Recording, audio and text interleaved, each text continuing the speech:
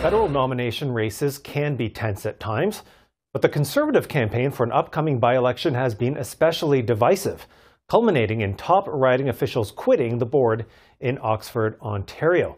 Ian Bailey is a reporter with the Globe and Mail's Ottawa Bureau. He's been following this story and joins me now. Ian, good to see you. Good to be here. So take us through this story. We have the president and vice president of the Oxford Conservatives resigning their positions. They're accusing party heavyweights of essentially hijacking the nomination in that riding. What's going on here? There are suggestions that there was a preference in this process to nominate a candidate who was supported by former party leader Andrew Scheer and now the House leader Andrew Scheer for the Conservatives, as well as supported by Pierre Poilievre, Arpen Khanna, a lawyer. And that has left some bruised feelings in the riding association among local Conservatives. A candidate, Gerard Van Dorland, who was removed from the race for not providing information to the party that was said, and that upset the anti-abortion movement in Canada, Campaign Life and the Right Now movement, because he was removed. So that kind of stirred things up. And then the recent outcome that saw Mr. Khanna become the nominee has riled things up, prompted the exit of these party officials, and the suggestion that Conservatives in that riding some are left rather angry that saying that the party brass manipulated the outcome of this process.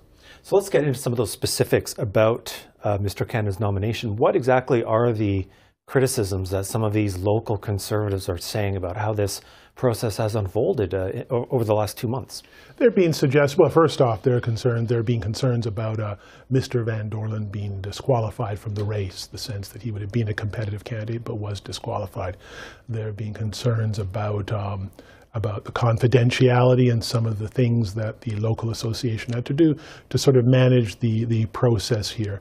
And there's been overall this sense that there have been concerns about some memberships as well, and there have been concerns that the thumbs were put on the scales for Mr. Khanna in general to bring about this outcome.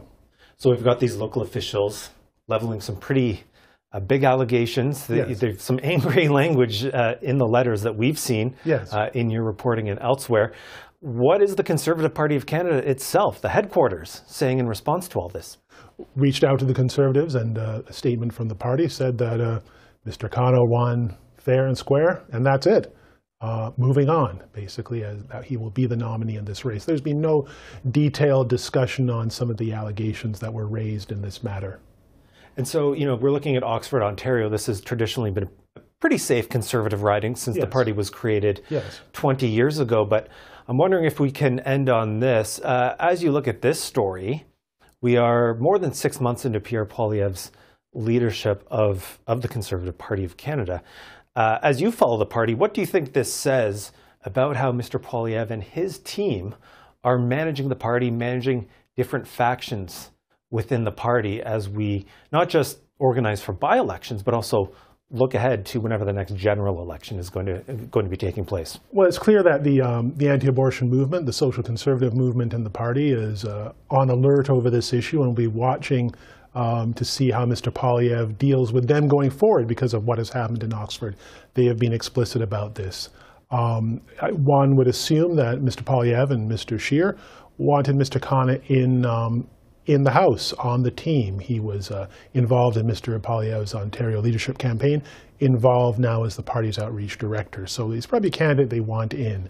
And it remains to be seen whether this is going to linger as a problem for Mr. Poilievre, as a problem in Ottawa going forward, and whether people in the riding, some of these Conservatives, are going to take further steps to express their concerns about the way this played out. All right, well, we're actually still waiting for the by-election itself to be called in Oxford. Exactly. So we'll see how it all plays out. Ian Bailey, thanks for joining us. A pleasure.